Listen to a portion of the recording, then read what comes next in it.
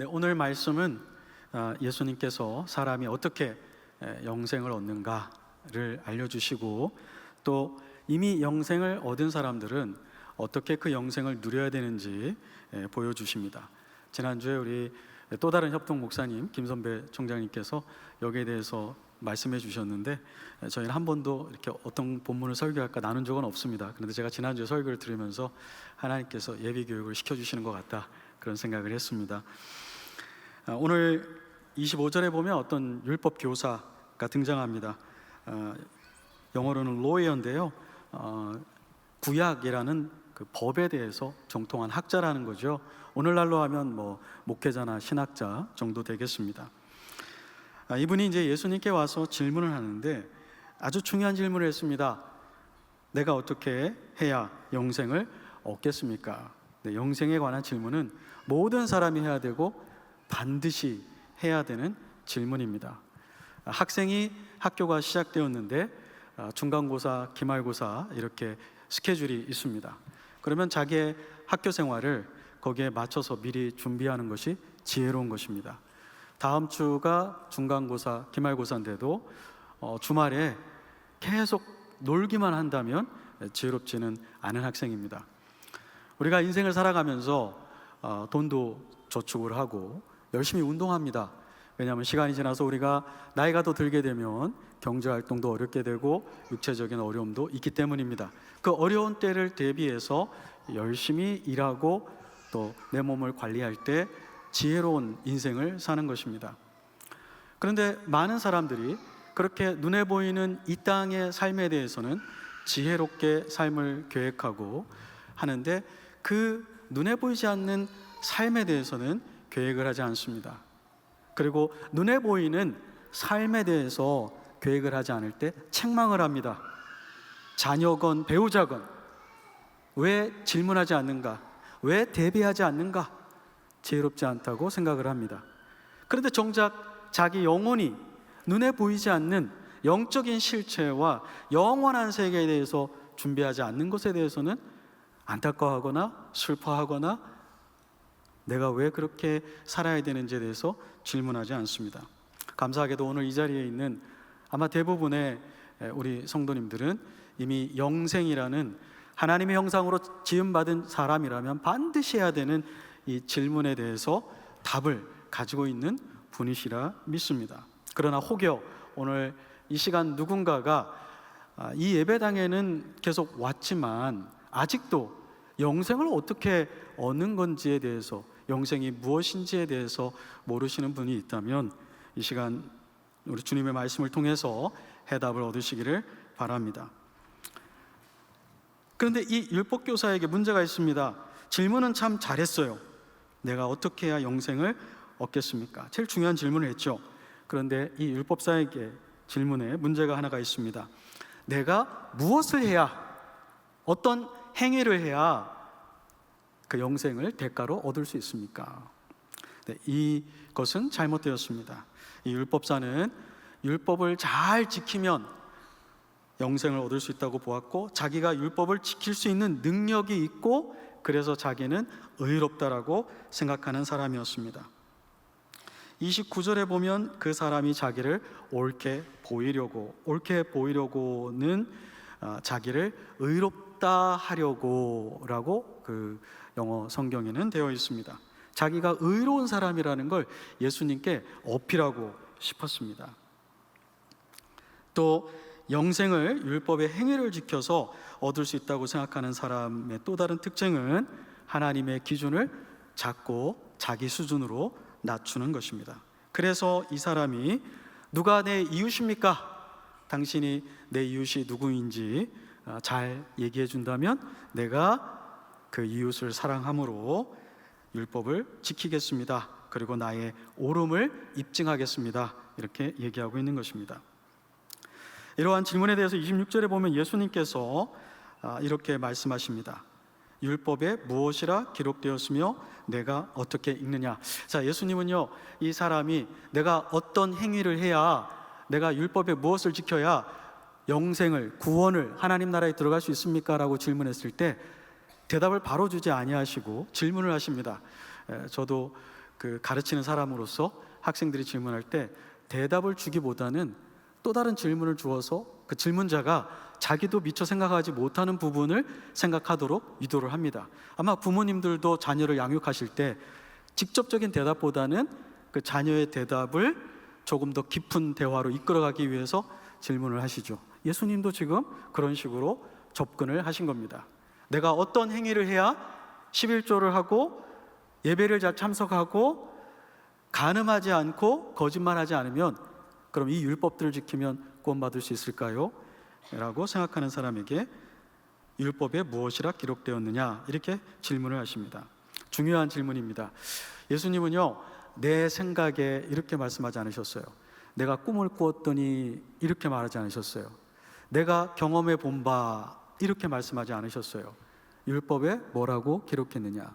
이 율법은 구약 성경을 얘기하는 겁니다. 그래서 말을 바꾸자면 예수님은 이 율법을 평생 공부한 사람에게 네가 이렇게 구약을 평생 공부했으니 성경에 뭐라고 너의 질문에 대해서 기록되어 있는지 답해봐라 이렇게 얘기하는 것입니다. 그렇습니다. 우리에게 중요한 질문들, 인생의 중요한 질문들, 신앙의 중요한 질문들, 교회에 관련된, 윤리에 관련된, 우리의 세계관에 관련된 질문들은 성경에서 그 답을 얻어야 합니다. 내 생각에, 내 경험에가 아니라 성경에 어떻게 기록되어 있는가, 내 질문에 대해서 성경은 뭐라고 대답하고 있는가, 이것을 찾아야 합니다. 왜냐하면 성경이 무한 하나님의 말씀이기 때문에 그렇습니다. 그런데 이 율법 교사는 율법 학자답게 27절에 보니까 대답하여 이르되, 망설임 없이요, 예수님이 구약 성경에 네가 한 그 질문, 사람이 어떻게 행위를 해야 구원받는다고 했느냐, 영생 얻는다고 했느냐, 거기에 대해서 바로 대답을 합니다. 27절을 볼까요? 내 마음을 다하며 목숨을 다하며 힘을 다하며 뜻을 다하여 주 너의 하나님을 사랑하고. 신명기 6장 5절에 있는 말씀이죠. 신명기 6장 4절은 어떤 말씀이 있습니까? 그 바로 위의 구절은 쉐마라고, 들으라 이스라엘아 너희 하나님, 우리 하나님은 오직 한 분이시다, 그 말씀이 있습니다. 이 말씀 다음에 나오는 것이 바로 마음을 다하고 뜻을 다하고 힘을 다하고 지성을 다해서 하나님을 사랑하라는 것입니다. 정말 이 세상에 참신이 한 분밖에 안 계시고 그분이 우리의 하나님이라면 우리가 어떻게 살아가야 될까요? 우리의 모든 것을 다해서 그분을 사랑하고 그분의 뜻만 추구해야 된다는 거죠. 27절에 그 율법 학자가 인용한 신명기 6장 5절의 핵심은 다하여에 있습니다. 마음을 다하여, 목숨을 다하여, 힘을 다하여, 뜻을 다하여. 인간의 구성 요소가 4개다, 이걸 얘기하려는 게 아니고요, 인간의 내면을 뭐로 표현하든지 간에 마음이라고 표현하든 목숨이라고 표현하든 힘이라고 표현하든 생각이라고 표현하든 모든 인간의 온 존재의 구석구석 100% 하나님만 생각하고 하나님의 말씀만 실행하라, 이것입니다. 그렇게 행한다면 구원을 받을 수 있다고 성경이 기록했다는 것입니다. 또 하나 이 율법사는 그것과 함께 또한 내 이웃을 내 자신과 같이 사랑하라 하셨습니다.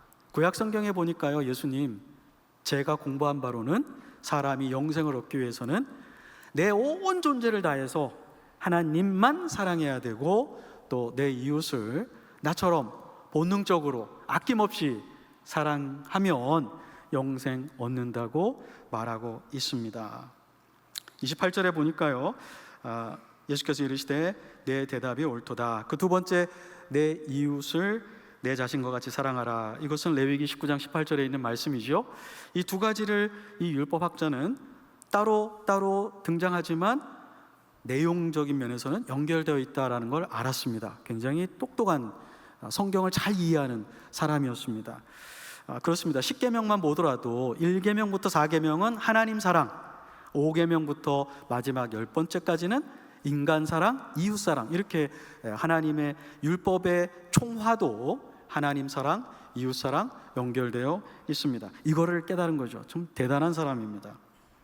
예수님께서 28절에 내 대답이 옳도다, 이를 행하라, 그러면 살리라. 예수님은요, 맞다, 네가 질문한 것, 사람이 어떻게 영생을 얻는가? 성경은 분명히 얘기한다. 하나님을 온 존재를 다해서 사랑하라, 그리고 내 이웃을 너와 같이 사랑하라. 근데 예수님은 네 대답이 옳다, 여기서 끝나지 않고 이를 행하라, 이렇게 얘기하셨어요. 이를 행하라, 그러면 살리라. 여기 산다는 말은요, 오래 산다는 것이 아닙니다.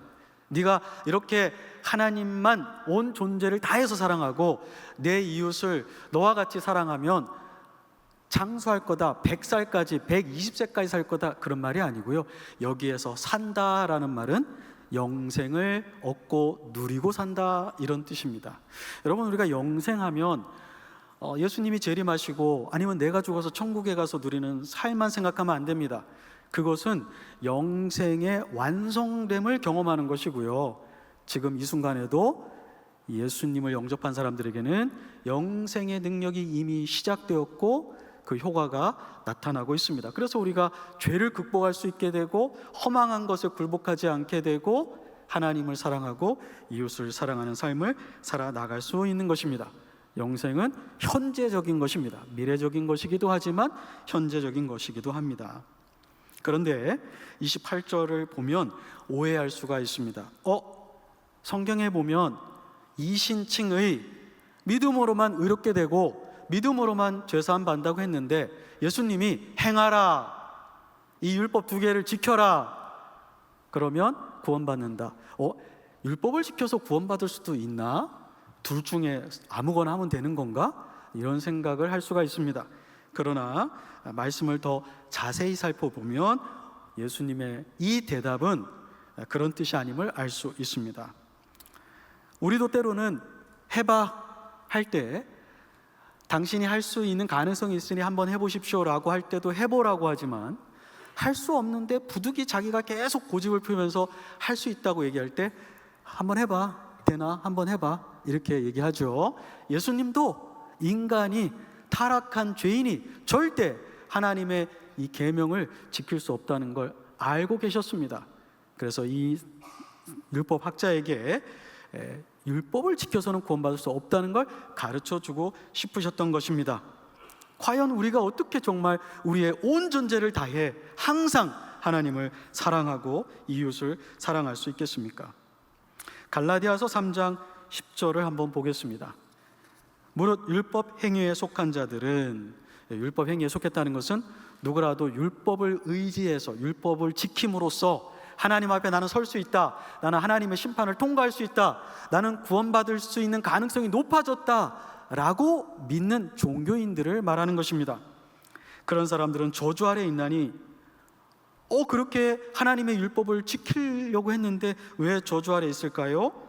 기록된 바 누구든지 율법책에 기록된 모든 율법을 항상 행하지 않는, 모든 걸 항상 행하지 않으면 하나님의 율법을 어기는 것이고 영원한 형벌에 처하게 되고 그래서 저주 아래 있게 된다는 것입니다.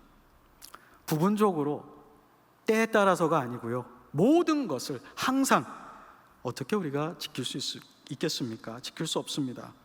로마서 3장 20절은 그래서 이렇게 얘기합니다. 율법의 행위로 하나님 앞에서 의롭다 하심을 얻을 육체가 없나니, 하나님 앞에서 율법을 지켜서 의롭다함을 받을 육체가 없습니다. 그럼에도 불구하고 안타까운 것은 종종 심지어 교회 안에서도 내가 종교적인 어떤 행위를 통해서 하나님 나라에 들어갈 수 있다, 영생을 누릴 수 있다, 이렇게 생각하는 안타까운 일들이 있습니다. 우리가 누가복음 18장에도 보면 이렇게 생각했던 바리새인이 있죠. 그래서 성전에 올라가서 기도하면서 하나님, 나는 여기 있는 세리와 같지 않습니다. 간음도 하지 않았고 살인도 하지 않았고 토색도 하지 않고 음란도 행하지 않았습니다. 일주일에 2번 금식합니다. 그리고 나는 11조 합니다. 그런데 원에 보면 그냥 11조가 아니에요. 나의 가진 모든 것에 11조예요. 월급만 11조가 아니라 보너스도 11조, 은퇴연금도 11조, 주식도 11조, 땅값 오른 것, 아파트 오른 것까지도 다 11조를 하는 사람이에요. 이게 정말 쉬워요? 이 사람만큼만 하기도 어려워요. 그런데 하나님께서 뭐라고 그러셨어요? 이 사람이 의롭다함을 얻지 못했고, 누가 의롭다함을 받았죠? 옆에 있던 세리요. 세리는 어떻게 했습니까? 하나님을 쳐다보지 못하고, 하늘을 쳐다보지 못하고 자기 가슴을 치면서 하나님이여, 나는 죄인으로소이다. 나를 불쌍히 여기시옵소서. 하나님, 나는 하나님 앞에 설 자격이 없습니다. 나는 죄인입니다. 나는 하나님의 율법을 통과할 수 없습니다. 하나님의 율법으로는 심판밖에는 나는 받지 못합니다. 나를 불쌍히 여겨주시옵소서. 예수님이 뭐라고 그러셨어요? 이 두 사람이 집으로 내려갈 때 누가 의롭다함을 얻었다? 이 세리가 의롭다함을 얻었다. 사실 이 율법사는요, 예수님이 더 깊은 진리로 이끌려고 네가 한번 얘기해봐라 했을 때 신명기 6장 5절, 레위기 19장 18절을 인용하면서 마지막에 부끄러워했어야만 합니다. 말로는 정답을 얘기했지만, 평생 율법을 연구했다고 주장하지만 그 율법대로 살지 못하는 자신의 모습을 봐야만 했습니다. 세리도 자기가 죄인임을 알았는데 이 율법사는 자기가 율법을 좀 안다는 것으로, 율법의 행위를 한다는 것으로 자기가 죄인임을 전혀 인정하지 않았습니다. 오히려 이 예수님의 도전에 기분 나빠하면서 자기가 의인임을 더 증거하려고 물러서지 않고 또 다른 질문으로 예수님을 시험에 들게 하려고 했습니다. 예수님을 틀렸다고 넘어지게 하려는 것이죠. 그러면서 한 것이 누가 내 이웃입니까? 이렇게 얘기했습니다. 여러분 궁금하지 않으세요? 왜 하나님이 누굽니까? 이렇게 묻지 않고 누가 내 이웃입니까? 나의 의로움을 내가 입증해 보이겠소. 이렇게 얘기했을까요? 네, 하나님이 누구이신가에 대해서는 뭐 예수님이나 또는 그 바리새인이나 율법학자나 논의의 여지 없이 이스라엘의 하나님이 누군지 다 알고 있었습니다. 우상 숭배자들이 예수님도 아니고 율법학자도 아니기 때문에. 그런데 누가 내 이웃인가에는 논의의 여지가 많이 있었습니다. 실제로 1세기에 유대 종교 지도자들 가운데에서는 이 이웃이 누구인가가 여러분과 제가 생각하는 이웃의 범위와 굉장히 달랐습니다. 우리는 이웃사촌, 가까이 사는 분, 또 나와 취미도 같고 또 나와 생각하는 것과 같은 그런 분들을 얘기하죠. 이런 의미가 전혀 없는 건 아니지만 특별히 바리새인, 서기관, 제사장, 율법 학자들에게 이웃은 동료 유대인도 아닙니다. 같은 마을에 사는 사람도 아닙니다. 오직 자기 수준에 미치는 율법에 대한 이해, 성경 신학이 있는 사람, 그리고 자신과 같이 11조 하는 사람, 금식하는 사람, 음란한 말 하지 않는 사람, 이런 정도가 되어야만 자기의 이웃으로 생각을 했던 것입니다. 그래서 사실 이 사람이 예수님께 누가 내 이웃입니까? 라고 물어보는 건 내가 이만큼 뛰어난 사람입니다. 당신 그거 아십니까? 내가 이만큼 의의를 잘 이루고 있는 사람입니다. 그것 좀 인정해 주세요. 라고 예수님께 지금 얘기하고 있는 것입니다. 그래서 예수님께서는 30절부터 시작되는 비유를 우리에게 주신 것입니다. 이 비유를 단순히 그냥 착한 이웃이 되자, 기독교인은 회사나 동네에서 선을 베푸는 사람이 되어야 된다, 이거를 얘기하려고 예수님이 주신 게 아닙니다. 물론 그렇게 이웃과 사회에 선한 이웃이 되어야 된다는 것, 이 교훈의 한 부분인 거 맞습니다.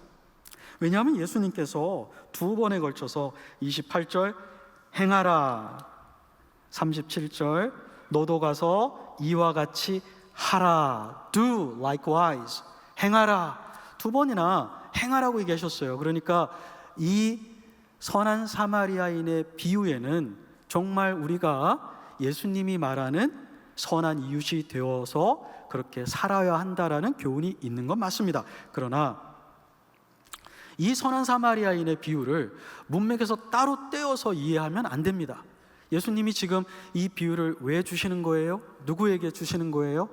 자기를 스스로 뭐라고 생각하는 사람이요? 의롭다고 생각하는 사람. 자기 스스로 뭐를 지킬 수 있다고 생각하는 사람이요? 율법을 지킬 수 있다고 생각하는 사람. 자기가 율법을 지켜서 구원을 얻을 수 있다고 그렇게 생각하는 사람에게 그 생각이 잘못되었고 하나님의 율법으로는 아무도 구원받을 수 없고 오직 하나님의 긍휼하심을 의지해야만 구원받을 수 있다는 걸 보여주기 위해서 예수님이 이 율법을 주신 것입니다. 또한 하나님의 율법을 지킴으로써가 아니라 하나님의 긍휼을 의지함으로써 구원받은 여러분과 제가, 그리스도인이 그 받은 하나님의 긍휼을 베풀고 살라고 예수님께서 지금 우리에게 선한 사마리아인의 교훈을 주시는 겁니다. 그러니 내가 뭔가를 베풀기 전에 해결돼야 될 문제가 있습니다. 내가 어떠한 사람이 먼저 되어야 하는 것입니다. 여러분, 새같이 날려면 새의 생명이 있어야 되는 것입니다. 바닷속에서 물고기같이 살려면 물고기의 생명이 먼저 있어야만 하는 것입니다. 우리가 하나님의 긍휼하심을 베풀고 살려면 우리에게 선행되어야 되는 게 있습니다. 무엇일까요? 하나님의 긍휼을 경험하고 의지하는 사람만이 하나님의 긍휼을 베풀고 살 수 있는 것입니다. 이 예수님께서는 하나님의 긍휼을 의지하지 않고 자기의 힘과 자기의 의로움을 자랑하는 이 율법사에게 먼저 하나님의 긍휼을 의지하고 그 긍휼을 힘입어 긍휼을 베푸는 사람이 되라고 말씀하는 것입니다. 에베소서 2장 4절 5절에 이런 말씀이 있습니다. 긍휼이 풍성하신 하나님이 우리를 사랑하신 그 사랑을 인하여, 어떤 하나님이요? 긍휼이 풍성하신 하나님이 여러분과 저를 사랑하셨습니다. 우리가 너무 예뻐 보여서, 너무 말을 잘 들어가지고, 그리고 구원시켜 놓으면 똘똘할 것 같아가지고 우리를 구원시키신 것이 아닙니다. 우리가 이렇게 보면 신앙생활하고 구원받았다고 고백한 지가 수십 년이 지났는데도 배우자가 보기에는 갈 길이 멀잖아요. 갈 길이 멀어요. 목사인 저도 뭐 예외는 아닙니다. 갈 길이 먼 사람들이에요. 어제는 좀 괜찮은 것 같은데 오늘은 정말 너무 창피해요. 창피해요. 사람들이 나의 그 정말 이 육체성을 알거든요. 제가 말할 때, 제가 행동할 때. 근데 하나님 그걸 다 아시면서도 우리를 구원하셨어요. 왜요? 긍휼이 풍성하셨어요. 다만 우리를 불쌍히 보셨어요. 우리가 행함으로는 절대 의로움을 성취할 수 없다는 걸 아시고 모든 걸 다 하나님이 해주셨어요. 예수님이 우리 대신 죗값을 지불해 주셨어요. 예수님이 우리 대신 지옥의 형벌을 받으셨어요. 예수님이 우리 대신 죽으셨어요. 그 예수님을 통해서만 구원받도록 하나님이 우리를 불쌍히 여기신 것입니다. 근데 그렇게 불쌍히 여기신 건 10절에 보면, 에베소서 2장 10절에 우리는 그가 만드신 바라 그리스도 안에서 선한 일을 위하여 지으심을 받은 자니 우리로 그 하나님의 선하심 가운데 행하게 하려 함이라. 우리가 행함으로, 선을 행해서 의로움으로 구원받은 건 아니지만, 그러나 정말 구원받은 사람, 정말 하나님의 긍휼하심으로 영생을 얻은 사람은 반드시 증거와 열매가 있어야 되는데, 그것이 바로 내가 받은 하나님의 긍휼하심을, 은혜를 흘러내보내는 것입니다. 자, 여러분, 우리가 하나님의 긍휼은요, 구원받을 때만 필요한 것은 아닙니다. 우리가 날마다 살아가면서 필요한데요, 마태복음 5장 7절에 보면 산상순 중에 이런 말씀이 있죠. 긍휼히 여기는 자는 뭐가 있다? 복이 있나니. 그렇게 다른 사람을 긍휼히 여기는 자는 또 어떻게 된다고요? 긍휼히 여김을 받을 것이다.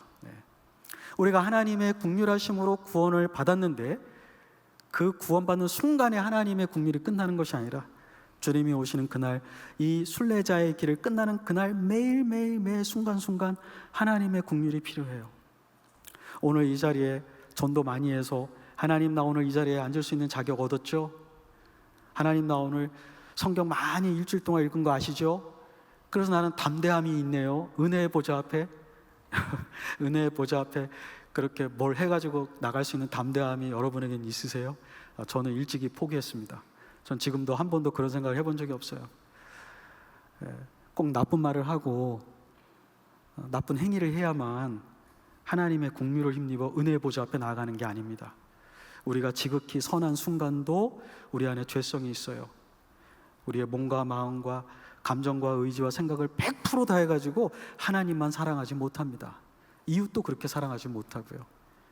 그래서 히브리서에 보면은 우리에게 그런 말씀이 있잖아요. 우리가 그 국류를 힘입어 은혜의 보좌 앞에 담대히 나아가자. 히브리서 4장 16절. 하나님의 은혜의 보좌 앞에 가서 때를 따라 돕는 은혜를 입어야 되는데 그것조차도 뭐가 필요하다고요? 하나님의 무엇이요? 국률이요. 아침에도 하나님의 국률이 필요하고요, 저녁에도 하나님의 국률이 필요해요. 잠잘 때도 우리 악한 생각하거든요. 잠자는 꿈속에서도 하나님의 국률이 필요해요. 우리 아들과 딸들도요, 하나님의 국률이 필요해요. 국률이 필요하지 않아요? 곁길로 나가지 않아요? 결혼의 배우자를 선택할 때 마음대로 하지 않아요? 하나님의 국률이 필요합니다. 우리 배우자를 믿고 어떻게 가요? 배우자를 어떻게 절대적으로 어떻게 믿어요? 하나님의 국률이 내 아내에게도 필요하고 저에게도 필요합니다. 여러분에게도 필요하죠. 하나님의 국률은 목사님에게도 필요하고 모든 성도에게 언제나, 그래야 하나님의 은혜 보좌 앞에 나아갈 수 있어요. 그런데 우리는 마치 하나님의 국률이 없어도 살 수 있는 사람인 것처럼 그렇게 생각하고 행동할 때가 많습니다. 그래서 주님께서 비유를 주셨죠. 30절부터 볼까요? 어떤 사람이 예루살렘에서 여리고로 내려갑니다. 예루살렘은 해수면보다 위에 있고 여리고는 아래에 있기 때문에 길은 항상 내려가는 길이에요. 올라가는 길이 아닙니다. 항상 내려가는 길이에요. 그리고 강도를 만났어요. 그런데 진짜 이때에는 강도가 많이 있었다고 그래요. 바위도 많고 길도 험하고, 오죽하면 4세기 기독교인들의 문서에도 이 예루살렘에서 여리고로 내려가는 이 길을 The Road of Blood, 피의 길, 하도 그 사람들이 많이 상하니까 그렇게 불렀어요. 그러니까 1세기에 뭐 강도들이 정말 많았던 것 같습니다. 이 사람이 강도를 만났어요. 옷을 다 뺏기고, 옷이 비싸니까요. 옛날에는 옷이 비쌌거든요. 매를 맞았습니다. 거의 죽게 되었습니다. 여러분, 우리가 인생을 살다 보면 이렇게 강도 만날 때가 있습니다. 잘 다니던 회사가 망할 수도 있어요. 또 갑자기 심각한 병이 들 수도 있습니다. 집안의 우환이 정말 내가 원치 않는데, 예상치 않았는데 그 집안의 누군가 때문에 풍지박산이 나는 경우도 있습니다. 강도를 계획하고 만나는 사람이 있나요? 원해서 만나는 사람 아무도 없습니다. 마찬가지로 우리가 인생을 살다 보면 강도 만난 것처럼 될 때가 있습니다. 그리고 거반 죽게 되듯이 남이 나를 도와주지 않고 나에게 손을 내미지 않으면 정말 살 수 없는, 그리고 내가 할 수 있는 건 신음소리밖에 못 내는 그런 상황에 처할 때가 있습니다. 우리가 그럴 때가 있었고 앞으로 그럴 때가 있을 것이고, 그런데 문제는 그렇게 강도를 만날 때 그 만나는 사람이 누군가죠. 31절 32절에 보면 제사장과 레위인이 나옵니다. 제사장과 레위인이 누굽니까? 이스라엘의 신앙을 대표하는 사람들이고요. 그리고 이 사람들이 예루살렘에서 내려서 여리고로 가고 있었다는 것은 당시에 여리고에 제사장들의 그 집들이 많이 있었습니다. 여리고하고 예루살렘은 가까워요. 하루에 여행할 수 있거든요. 그래서 절기마다 올라가야 되고, 또 1년에 몇 번씩 자기 순번이 되면 가야 되기 때문에 멀리 가서 살지 않고 가까운 데 살았던 겁니다. 그러니까 여기 등장하는 제사장은 필시 절기 제사를 끝냈든 아니면 자기 순번이 되어서 성전에서 그 기간 동안 많은 제사를 지내고 내려온 사람이에요.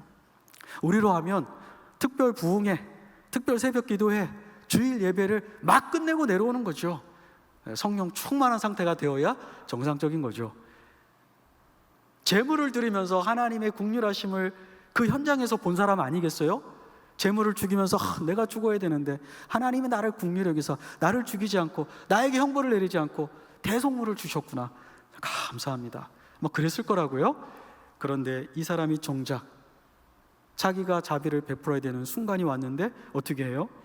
31절, 그 길을 내려가다 그를 보고, 거반 죽게 되고 신음소리밖에 못 내는 사람을 보고 결정을 했어요. 피하기로. 피하다라는 말은 길의 끝부분으로 갔다 이렇게 되어 있어요. 원어 성경에. 이쪽으로 가다가 이쪽으로 가기로 결정을 했어요. 그래서 이쪽으로 계속 내려간 거예요. 레위인은 누굽니까? 제사장이 교회 목회자라고 우리가 오늘날로 적용한다면 레위인은 제사장을 도와 성전에서 예배드리는 사람이니 평신도 리더들이겠죠. 평신도 리더들도 같이 제사장과 함께 성전에서 똑같은 시간을 보내고 지금 내려오는 중이에요. 말씀을 암송하고 예배를 많이 드린 사람들이죠. 그런데 이 사람도 피하여 내려갔습니다. 거반 죽게 된 사람을 누가 도와줬습니까? 사마리아 사람. 이 율법사는 굉장히 기분이 나빴을 거예요. 사마리아 사람이 아니라 유대인이 이렇게 했어야 될 텐데, 이 유대인들에게 사마리아 사람은 어떤 사람들입니까? 이방인입니다. 이 땅에 오랫동안은 살았지만 북이스라엘이 멸망하면서 이방인과 피가 섞여가지고 하나님 나라를 유업으로 받을 수 없는 존재라고 그렇게 폄하하는 대상이 바로 사마리아 사람들입니다. 사마리아 사람들은 성전이 예루살렘에 있지 않고 그리심산이라고 자기들 산에 또 성전이 있어요. 그리고 거기서만 예배를 드려요. 그러니 유대인들에게는 이 사마리아 사람들이 이단이에요. 이방인이고 이단이에요. 그래서 유대인과 사마리아 사람들이 서로 뭐 하지 않았다고요? 상종하지 않더라. 사마리아 여인이 예수님께 그러잖아요. 당신이 유대인 남자로서 어떻게 사마리아 여인 나에게 말을 거십니까? 말도 어떻게 했다고요? 말도 걸지 않았어요. 말도 걸지 않았어요. 그런데 그렇게 적대적이고 민족 간의 원수지간이고 실제로도 폭력이 난무하는 그러한 사람들인데 그 중에 누군가가 이 거반 죽게 된 유대인을 도와준 거죠. 33절에 보면 이 사마리아 사람은 여행하는 중에, 여행이라고 해서 뭐 우리처럼 투어를 간 건 아닙니다. 관광 중에 이런 말이 아니고요. 이 사람이 이렇게 동물을 가지고 기름과 포도주와 짐을 많이 지고 다녔다는 것은 대부분 성경학자들은 비즈니스맨이라고 보고 있습니다. 자기가 이제 이렇게 비즈니스를 하러 내려가면서 보는데 그 거반 죽게 된 사람을 본 거죠. 33절, 31절과 32절에 없는 중요한 단어가 있죠. 불쌍히 여겨. 이 불쌍히 여겨라는 단어는 37절에 자비를 베풀었다 할 때 그 자비와 똑같은 단어입니다. 자비를 베풀어서, 긍휼을 베풀어서 이렇게 얘기하고 있는 거죠. 31절, 32절, 왜 제사장과 레위인이 이 거반 죽게 된 사람을 도와주지 않았는지 우리는 이유를 알 수 없습니다. 예수님이 안 알려주니까요. 뭐 어떤 사람들은 죽은 사람을 만졌다가 부정을 하게 되면 일주일 동안 또 격리해야 되니까 그래서 불편했을 거다. 또 어떤 사람은 도와주다가 숨어있던 강도가 나와서 나까지 해치면 어떡하냐, 그러니까 안전을 위해서 그렇게 할 수밖에 없었다, 그만한 이유가 있었다, 이렇게 얘기를 합니다. 그런데 중요한 거는요, 예수님은 우리가 어떤 자기 합리화의 이유를 내더라도 인정하지 않는다는 겁니다. 예수님은 다 한 가지를 얘기하십니다. 제사장과 레위인에게 뭐가 없었다고요? 긍휼이 없었어요. 그게 사마리아인과 다른 유일한 이유입니다.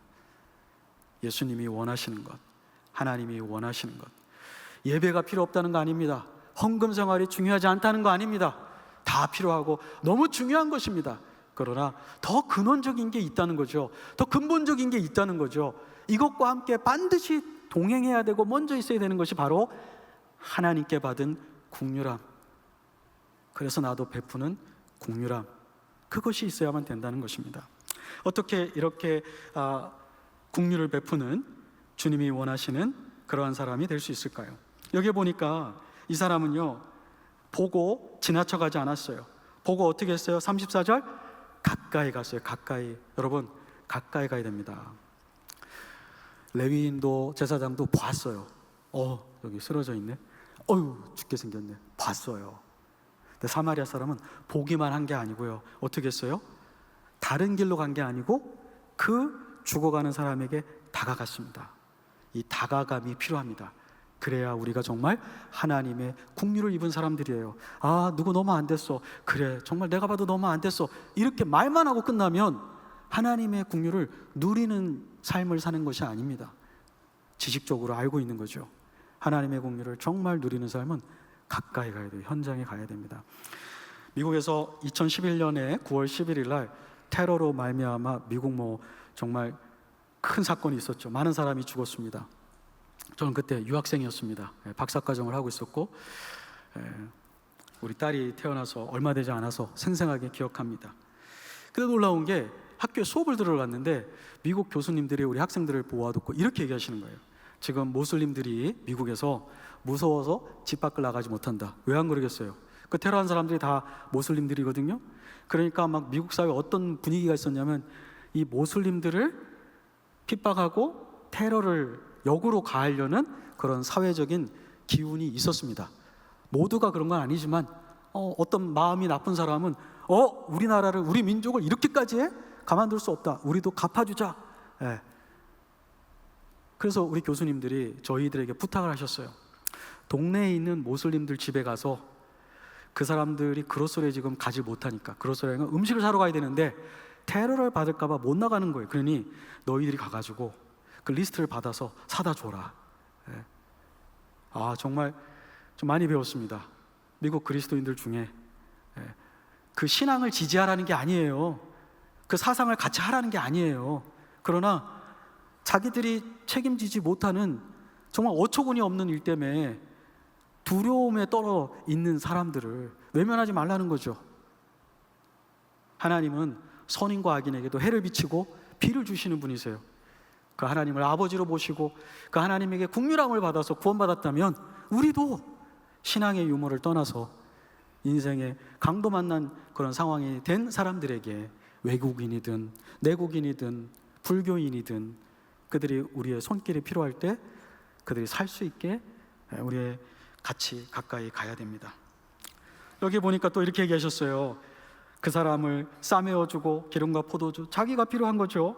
짐승에 태워 자기 짐승에 자기란 말을 써요. 그 자기는 어떻게 했을까요? 걸어갔죠. 타고 오다가 이제부터는 걸어가는 거예요. 얼마나 불편하겠어요. 피곤하죠. 이웃을 섬길 때, 강도 만난 이웃을 섬길 때 편하지 않습니다. 불편해요. 그리고 시간이 많이 걸려요. 내가 빨리 이 짐승을 타고 가면 빨리 갈 수 있는데 이 병든 자를 이렇게 업히고 내가 끌고 가려면 얼마나 힘들겠어요. 그리고 여관에 가서 주인에게 데나리온 둘을 줬습니다. 데나리온 둘은 3주 정도 머물 수 있는 돈이었다고 합니다. 충분한 돈을 준 거죠. 아까워하지 않고. 그 돈은 아마 비즈니스에 필요한 돈이었을 수도 있어요. 그런데 자기 이문을 좀 적게 남기기로 했던 것 같습니다. 그리고 더 놀랍게도요, 그 사람을 여관에서 돌보아주고 그 이튿날 뭐라고 얘기하죠? 35절, 내가 돌아올 것이다. 돌아올 때 비용이 더 든 게 있다면 그것마저도 갚아주겠다. 보상을 바라지 않는 국률한 마음, 남을 도와주되 성경에도 오른손이 하는 것을 왼손이 모르게 하라. 조용히 그 사람에게 다가가서 나의 것으로 그 사람의 고통을 감싸주고, 내가 바라지 않고 상식을 넘어서는, 하나님의 국률을 의지하지 않고 율법을 의지하는 자는 상식을 넘어서는 이웃사랑을 할 수가 없습니다. 이런 상식을 넘어서는, 듣도 보도 못한 오지랖이 넓다고 할까요? 오지랖이 넓어도 이렇게 넓을 수가 있을까요? 누가 이와 같은 이웃사랑을 할 수 있을까요? 그리스도인이 할 수 있습니다. 그리스도인이 할 수 있습니다. 우리 힘으로는 안 되지만 우리 안에 계신 성령님께서 나와 연합되어 있는 그리스도의 그 인격을 닮아가도록 이끌어 주시고 말씀을 해주시고 능력을 주실 것입니다. 그림을 하나 볼까요? 네, 이분은 그 더크 윌렘이라는 분인데요. 윌렘스 1569년에 순교하셨어요. 근데 이분이 누구시냐면 그 모자 쓰고 이렇게 손을 내미는 분 있죠. 이분이 더크 윌렘스예요. 겨울입니다. 그리고 이건 물이 아니고 얼음이에요. 살얼음에서 뒤에 있던 이 사람이 빠진 거예요. 둘은 어떤 관계냐면 더크 윌렘스는 도망가고 있었고 이 얼음에 빠진 사람은 도망간 죄수를 붙잡으러 오는 사람이었습니다. 그러면 더크 윌렘스가 왜 감옥에 갔을까요? 이 당시에는요, 종교 자유가 없었어요. 여러분, 우리 교회는 유아에게 침례를 주지 않습니다.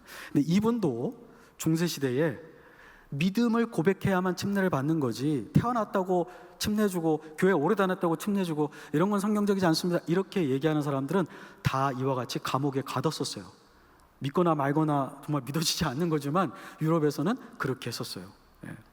근데 이분이 그렇게 감옥에 갇혔던 거예요. 그런데 누가 탈옥을 도와줬는지 겨울에 감옥에 있으면 죽을 것 같아요. 고문을 받고. 그래서 도망을 간 겁니다. 근데 이 사람을 쫓아온 거죠. 네, 공무원이에요. 쫓아오다가 살얼음에 빠져서 죽게 된 겁니다. 순간 살려달라는 소리를 들었는데 모른 척하고 가야만 내가 살 것 같은데 가지를 못했습니다. 내가 도와주지 않으면 분명히 이 사람은 죽는다. 여러분 이 그림 보면은 저 뒤에 나무가 있고 잘 안 보이시나요? 그 세 명이 서 있어요. 이 사람들 안 옵니다. 왜 안 와요? 이 살얼음판에 갔다가 나까지 죽으라고요? 그러니까 살려주세요 하지만 못 가는 거예요. 당연한 거겠죠. 인간적이죠. 그런데 더크 윌리엄스, 보통의 인간이기를 거부했습니다. 그리고 자기의 생명을 보존하고자 하는 본능을 거부했습니다. 그리고 뒤를 돌이켜서 이 사람을 건져줍니다. 근데 아뿔싸 이 사람이 구해줬으면 눈 감아줄 수도 있는 거 아니겠어요? 그런데 이 사람이 감옥으로 잡아갔어요. 더크 윌리엄스를, 자기 생명을 구원해준 사람을 감옥으로 데려갔어요. 그리고 거기서 고문받다가 순교하신 거예요. 남을 도와준다고 늘상 나에게 이익이 생기는 거 아닙니다. 누가 그렇게 얘기해요? 그리스도인이 하나님께 받은 긍휼을 강도 만난 자에게 베풀었다고 그 사람이 나에게 강도로 돌변하지 않는다는 법은 없습니다. 그럴 수도 있어요. 더크 윌리엄스가 그런 경우였죠. 배은망덕하기도 하죠. 그렇지만 그가 생각한 건 예수 그리스도였습니다. 사실 여기 선한 사마리아인은요, 예수님에 비하면 아무것도 아니에요. 선한 사마리아인은 자기 원수를 도와준 건 아니에요. 그러나 우리는 하나님께 원수된 사람들이었습니다. 그리고 예수님은 우리 죄 때문에 죽으셨어요. 사마리아인은 자기 죄 때문에 고난받는 사람을 도와준 게 아니죠. 사마리아인은 자기가 가진 걸 도와줬지만 자기 목숨을 주지 않았어요. 근데 예수님은 자기 목숨을 주셨어요. 그러니 예수님께서 너도 가서 이와 같이 하라 하셨을 때에는 분명히 자기에게 받은 그 은혜와 긍휼도 베풀라고 말씀하신 것입니다. 기도하겠습니다.